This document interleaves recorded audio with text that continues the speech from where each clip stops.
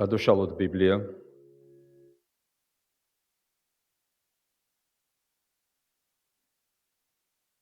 მეორე ნეშტას წიგნი.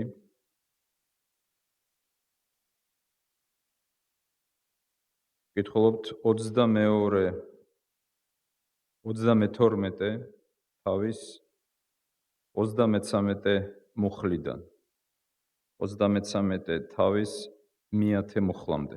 ვიმეორებ. მეორე ნეშტას წიგნი 32 თავი 33 მუხლიდან 33 თავის 100 მუხლამდე. განისვენა იეხისკიახუმ თავის მამაპაპასთან და დამარხეს იგი. დავითიანთა სამარხების აღსავალზე. პატივი მიაგეს მას სიკვდილის შემდეგ მთელმა იუდამ და იერუსალიმის მკვიდრებმა. მის ნაცვლად მისი ძე მენაშე გამეფდა. 12 წლისა იყო მენაშე, როცა გამეფდა და 55 წელი იმეფა იერუსალიმში. უკუღმართად იქცეოდა უფლის თვალში, იმ ხალხების სიბილწეთა კვალზე, რომელნიც აჰყარა უფალმა ისრაელიანთაგან. და კვლავ აღადგინა გორაკები მამამისმა იეჰისკიახუმ რომ მოსპო. სამსხვერპლოები აღუმართა ბაყალებს. გააკეთა აშერები და თაყვანს სცემდა ცის მხედრობას და მსახურებდა მათ. ააგო სამსხვერპლოები უფლის სახლში, რომელზეც უფალმა თქვა იერუსალიმში საუკუნოდ იქნება ჩემი სახელი. აუგო სამსხვერპლოები ცის მხედრობას უფლის სახლის ორთავე ეზოში. ცეცხლში ატარებდა შვილებს ბენ-ჰინომის ველზე და კითხაობდა, მისნობდა, ჩხიბავდა. დაადგინა მესულთანენი და ჯადოქარნი. ბევრ უკუღმართობას შადიოდა უფლის თვალში მის გასაჯავრებლად. კერპი, ქანდაკი, რომელიც გააკეთა, დაამკვიდრა ღვთის სახლში, რომელზეც ეუბნებოდა ღმერთი დავითს და მის ძეს სოლომონს, ამ სახლში და იერუსალიმში, რომელიც ამოვირჩიე ისრაელის ყველა შტოდან საუკუნოდ დავამკვიდრებ ჩემს სახელს. აღარ მოვაცვლევინებ ფეხს ისრაელს ამ მიწიდან, რომელიც მის მამაპაპას დაუდგინე, ოღონდ შეასრულონ, რაც უბრძანე თანახმად მთელი რჯულისა, წესებისა და მცნებებისა მოსეს ხელით რომ მიეცათ. მაგრამ აცთუნა მენაშემ იუდა და იერუსალიმის მკვიდრნი და იმ ხალხზე უფრო უკუღმართად იქცეოდნენ, რომლებიც გადააშენა უფალმა ისრაელიანთა წინაშე. ელაპარაკა უფალი მენაშესა და მის ხალხს, მაგრამ არ შეისმინეს. ეს არის უფლის სიტყვა. ვილოცოთ. ღმერთო, მადლობა შენი სიტყვისთვის, რომელშიც გვიცხადებ შენს ნებას. შენი სული წმიდის მადლით მოგვანიჭე, რათა ჩავწვდეთ შენი სიტყვის ჭეშმარიტებას. შეგვაგონე, დაგვმოძღვრე, გამოგვიცხადე. მოგვანიჭე, რათა ვერ წმუნოთ შენზე იესოს და ამ რწმენით საუკუნო სიცოცხლე დავიმკვიდროთ. იესო ქრისტეს მიერ გევედრებით. ამინ. ჩვენი საუბარი მენაშეს შესახებ სამ ნაწილად დავყოთ. პირველ ნაწილში განვიხილოთ მენაშეს კეთილდღეობა. მეორე ნაწილში განვიხილოთ მენაშეს სახელი. ხოლო მესამე ნაწილში განვიხილოთ მენაშეს წარმოშობა. დღევანდელი საუბარი დაუთმოთ პირველ ნაწილს. მენაშეს კეთილდღეობა. ასეთი კითხვა მინდა დაგისვათ შესავალში. როგორ ფიქრობთ?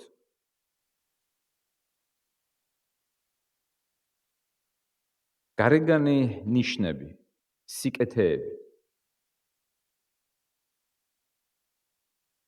გარეგანი კეთილდღეობა არის თუ არა უტყუარი ნიშანი იმისა, რომ ღმერთი კმაყოფილია ადამიანისა, რომ ადამიანს აქვს მშვიდობა ღმერთთან და რომ ის არის ღვთისმოსავი. არის თუ არა კეთილდღეობა ამ ყველაფრის ნიშანი? როგორ ფიქრობთ? აი მენაშე, ჩემო ძვირფასო ძმებო და დებო, არის ცოცხალი მაგალითი იმისა, რომ ღმერთთან ურთიერთობა, ღმერთთან მშვიდობა, ღვთისმოსაობა, ღმერთის მხრიდან კმაყოფილება არ იზომება, არ განისაზღვრება გარეგანი კეთილდღეობის ნიშნებით. საიდან ჩანს ეს?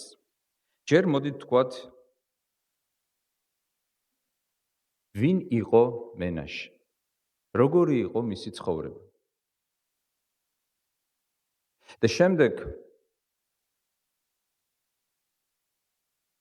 ხაზი გაუსვათ იმ ფაქტს, რომ მიუხედავად მისი გარეგანი დღეგრძელებისა, წარმატებისა, სიკეთეებისა, კეთილდღეობისა, ის მაინც რჩებოდა ღმერთთან მტრობაში. მენაშე ითვლება ყველაზე უწმიდურ მეფედ იუდეის სამეფოში. ყველაზე უწმიდურ მეფედ. ყველაზე ცოდვილ მეფედ.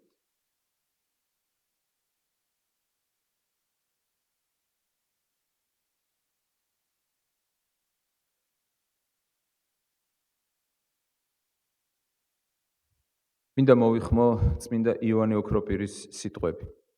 მიაქცეთ ყურადღება, რას ამბობს ეკლესიის მამა. ის აცხადებს, რომ მენაშემ ყველას გადააჭარბა უგუნურებაში და სისასტიკეში. აგრძალა კანონიერი ღვთისმსახურება, დაკეტა ტაძარი. ხელი შეუწყო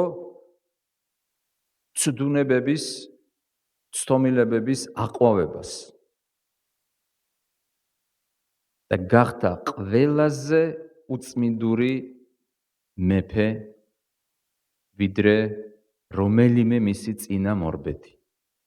აი ასე ახასიათებს წმინდა იოანე ოქროპირი მენაშეს. რატომ ახასიათებს ასე? იმიტომ რომ მან ძალიან კარგად იცოდა წერილი. წერილში ჩანს, რომ მენაშე არა მარტო აყვა იმ ხალხების ცხოვრების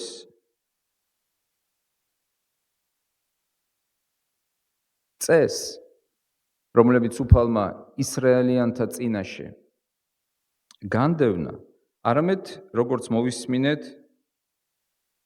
უფრო ვარესად იქცეოდა,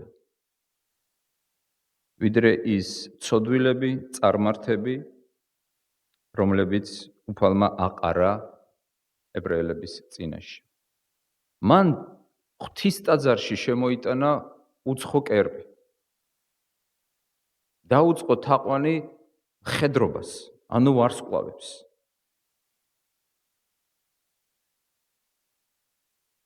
მრავალ ღმერთიანობა, ტაძრის შებილწვა. გარდა ამისა, მენაშე კლავდა ადამიანებს. მან სისხლით აავსო წმინდა ქალაქი. მართალი ადამიანების სისხლით. გადმოცემის თანახმად მენაშე არის სწორედ ესაია წინასწარმეტყველის მკვლელი, რომელიც სასტიკად მოკლა. ეს რაც შეეხება გადმოცემას. მეცაც გეტყვით. რაბინულ ტრადიციაში არის 3 მეფე დასახელებული, რომლებსაც არა აქვთ წილი და მემკვიდრეობა მომავალ სამეფოში. აი როგორ გონიათ ვინ და ვინ არიან ეს მეფეები. აი უბრალოდ მინდა მოვისმინოთ თქვენგან, რომ ყურადღება ჩვენი იყოს მიმართული საუბრის თემისაკენ და არ მოვდუნდეთ. კიდევ ერთხელ ვიმეორებ, ბიბლიაში არ წერია ეს, მაგრამ რაბინულ ტრადიციაში დასახელებულია 3 მეფე, რომლებსაც არ აქვთ წილი მემკვიდრეობა ხვედრი მომავალ სამეფოში. ანუ ღვთის სამეფოში. სიმართლის სამეფოში. 3 მეფე.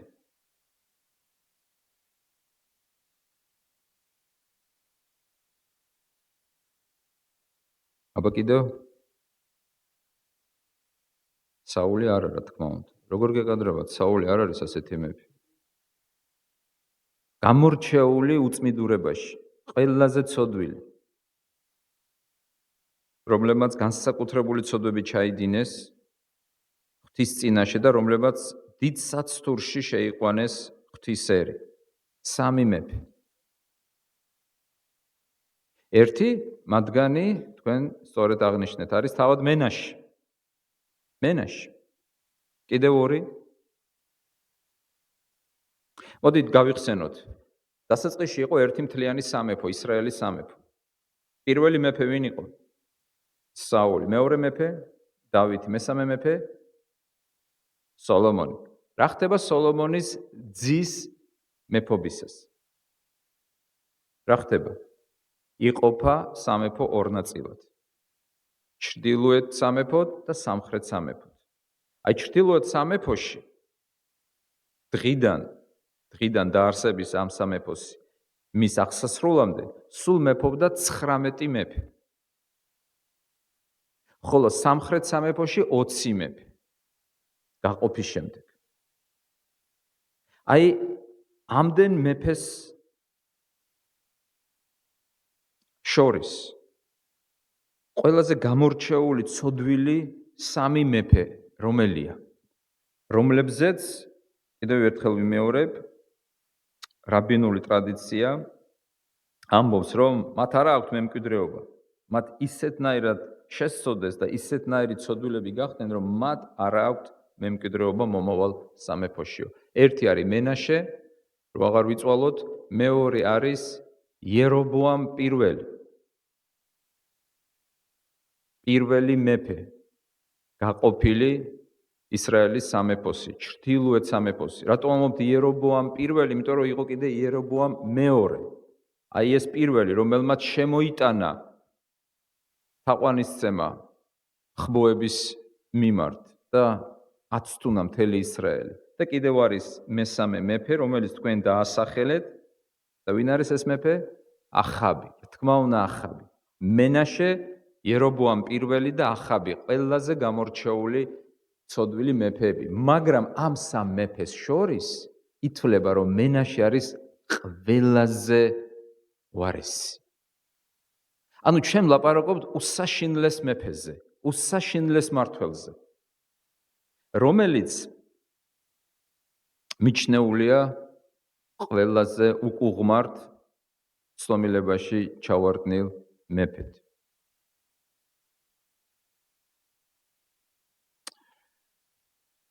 მაგალითად ერთ-ერთი მართლმაინდებლური ენციკლოპედია პირდაპირ აღნიშნავს, მასში წერია, რომ ყველაზე უწმინდური მეფე არის მენაში. ის რიგით მე-14 მეფე იყო. მე-7 საუკუნეში ქრისტეს შობამდე მეფობდა იუდეაში. დაახლოებითი წლები ეს არის 698, 97 და 643, 42 წლები.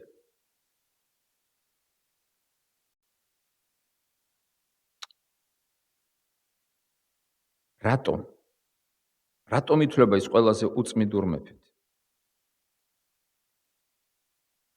აი იმ აღწერილობის მიხედვით, რაც ჩვენ წავიკითხეთ. გავიმეორო კიდევ წმინდა იოანე ოქროპირის სიტყვები.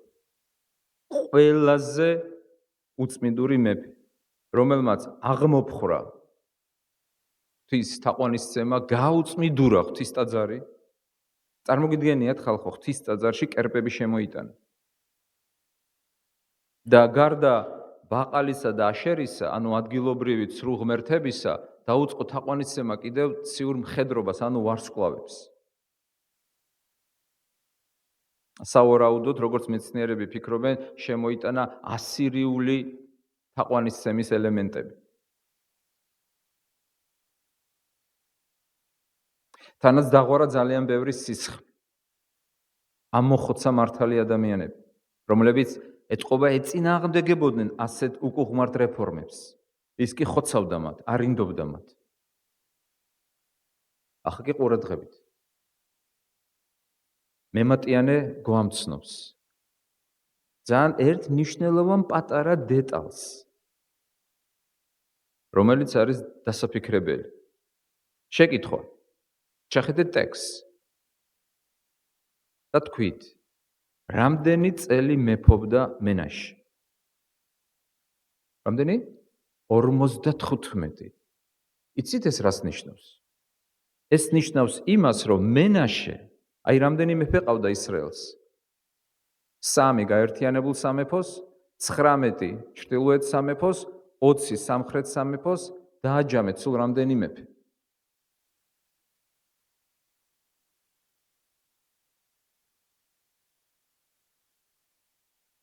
რამდენი? სულ რამდენი მეფე ყავდა? 3 გაერთიანებულ სამეფოს, 20 სამხრეთ სამეფოს, 19 ჩრდილოეთ სამეფოს. რამდენია 3 + 20 + 19? რამდენიც არ უნდა იყოს, მე ამას იმიტომ გეკითხებით, რომ არ მოვდუნდეთ. არ ჩაგვეძინოს.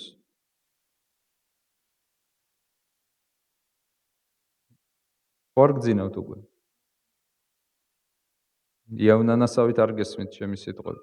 არა. ზოგჯერ გესმით, ხო? იავნანასავით.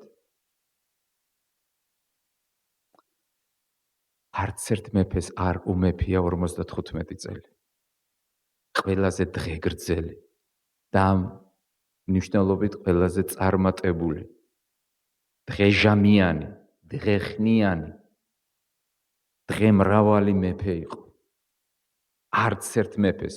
აბა შემახსენეთ, ამ მეფეებს შორის ყველაზე უფრო კურთხეული და საპირისპირო ნიშნით ღვთისმოსავი რომელი მეფე იყო? ეს ამაზე ფიქრით საჭიროა? ფიქრით საჭიროა? ვინა? დავითი, რა თქმა უნდა, ხალხო. მართლა ხომ არ დაგეძინათ? დავითი, რომელზეც ღმერთმა თქვა, აი კაცი, აი ადამიანი, ჩემი გულის, ასე თქვა უფალმა დავითზე. და ყველა მეფეები ედრებოდა, დავითმა სტანდარტი დააყენა. და სხვა მეფეებზე ლაპარაკი მემატიანე იწყებს, იქცეოდა როგორც მამა მისი დავითი. ისე ვერ იქცეოდა როგორც მისი მამა დავითი. დავითი იყო სტანდარტის დამყენებელი. ყველაზე გამორჩეული მეფე, თუმცა არა უცოდველი. იმიტომ რომ ყველა მეფე და ყველა მეფის ისტორია შეიძლება წინსწრებად ლაპარაკობ ამას, მაგრამ ვიტყვი, მიანიშნებს ერთ ჭეშმარიტებაზე, რომ ნამდვილი, უმციკლო, სრულყოფილი, უზადო მეფე უნდა გამოჩენილიყო და ასეთი არც ერთი არ იყო დავითის ჩათვლით. და ასეთი მეფე დაიბადა ბეთლემში.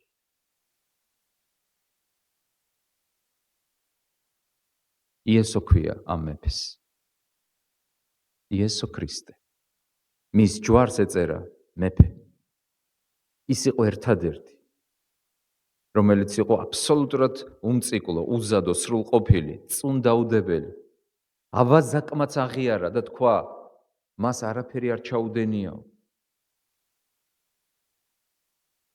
აი ამ მეფეების ისტორია, როგორც კელერი ამბობს, ჩვენ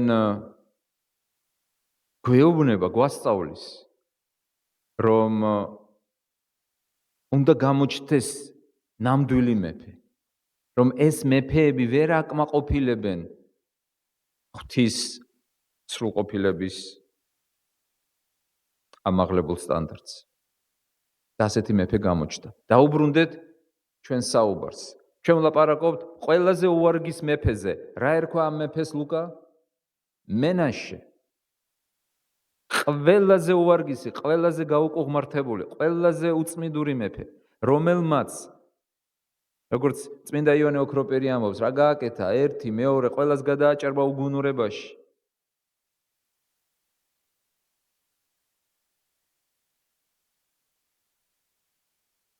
ყველას გადააჭარბა. სისასტიკეში.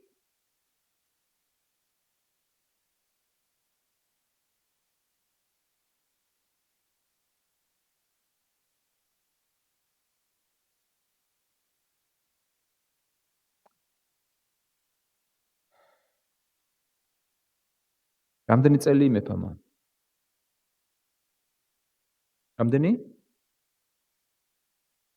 ყველაზე მეტი. რამდენი წელი იმეფა დავითმა? 40. რამდენი წელი იმეფა საული? 40. სოლომონმა 40. ჩვენ ვამთავრებთ პრაქტიკულად ჩვენ საუბარს ახლა, იმიტომ რომ ეს აზრი ჩვენ დავინახეთ. მიუხედავად იმისა, რომ ეს იყო ყველაზე უკუღმართი, ყველაზე დღეჟამიანი მეფე იყო. და რას გვასწავლის ღვთის ტექსტი? საღვთო წერილი, აი ეს ვრცელი ნაწყვეტი, რომელიც ჩვენ წავიკითხეთ მეორე ნეშტას წიგნიდან, რომ ღმერთთან ურთიერთობა, ღვთისმოსაობა, არიზომება გარეგანი ნიშნებით. ჩვენ უნდა შევწყვიტოთ ასეთი ფიქრი. ჩვენ არ უნდა ვფიქრობდეთ, რომ თუ ადამიანი ჯამრთელია, დღეგრძელია, წარმატებულია,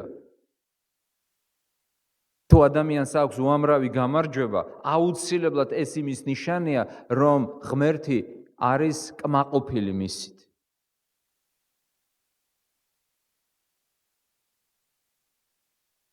რომ მას აქვს ღვთისაგან კურთხევები.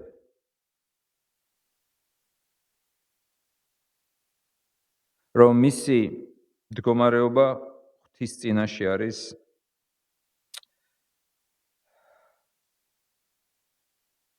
დამაკმაყოფილებელი. 55 წელი. განა ეს ერთი შეხედვით კურთხევა არ არის, დღეგრძელება. ყველაზე წარმატებული მეფეა ამ კუთხით. ყველაზე დიდხანს იმეფა. გადაასწრო ყველაზე კარგი მეფე რომელი მეფე იყო? დავითი 15 წელიწადით გადაასწრო მას. მაგრამ ეს ყველაფერი იყო გარეგანი. გარეგანი ნიშანი ამ ყველაფრისა.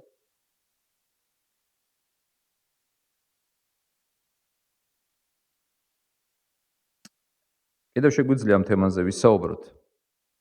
უბრალოდ არ მინდა მე დღეს ბევრი საუბარი, მაგრამ თუ თქვენ გექნებათ სურვილი, ჩვენ გავაგრძელებთ საუბარს ამ პირველ ნაწილთან დაკავშირებითაც და შემდეგ მეორე, მესამე ნაწილებს.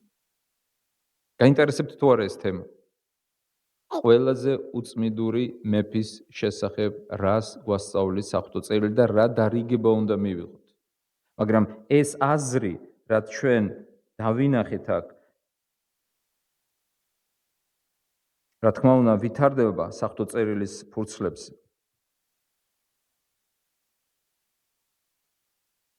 და ჩვენ შეიძლება მივდიოთ კიდეც. ერთი არის უეჭველი. გარედან შეიძლება ჩანდეს, რომ მენაშე მიაღწია მაქსიმუმს. არც ერთ მეფეს არ მიუღწევია, სოლომონსაც კი, მაგრამ ყველაზე სასტიკი და საზიზღარი მეფე იყო. ხშირად ეშმაკი ჩვენ გვაცდუნებს ამაში და ჩვენ ვფიქრობთ, რომ თუ ყველაფერი კარგად მიდის, ყველა საქმე, ხილული წარმატება, ჯანმრთელობა, დღეგრძელება, ურთიერთობები დალაგებულია, ეს ნიშნავს, რომ ვაამებ მე ღმერთს. ეს ნიშნავს, რომ ღმერთი ჩემ მხარეზეა. ეს ნიშნავს, რომ მე ვესათნოები ღმერთს, მაგრამ სიამდვილეში ეს ასე არ არის. ეს ასე არ არის. შეიძლება იყოს საპირისპიროდ. და ამის უამრავი მაგალითია, როგორც ბიბლიაში, ასევე ისტორიაში. უამრავი მაგალითი, რომ ეს ასე არ არის. უამრავი მაგალითი, რომ ეს ასე არ არის.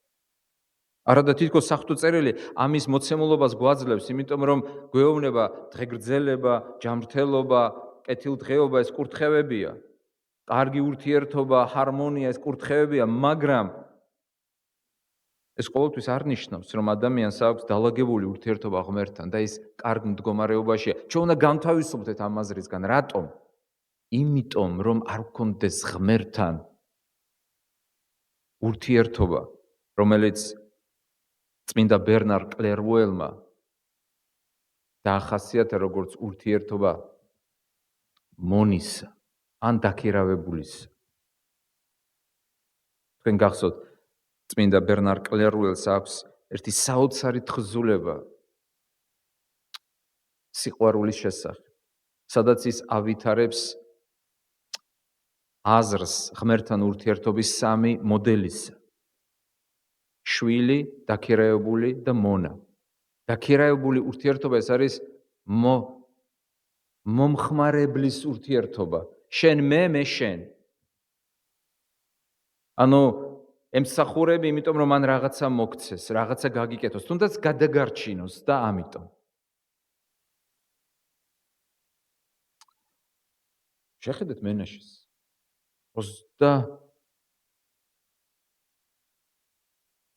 33 თავში მეორე ნეშტას წიგნში წერია, რომ 55 წელი იმეფა.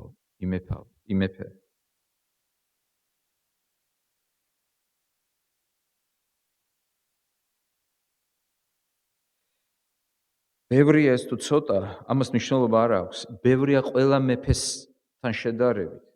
იმიტომ რომ ჩვენ ვიცით ყველა მეფე რამდენ წელს მეფობდა. რა ხილული კურთხევები გააჩნდა ლაზარეს დიდრისგან განსხვავებით.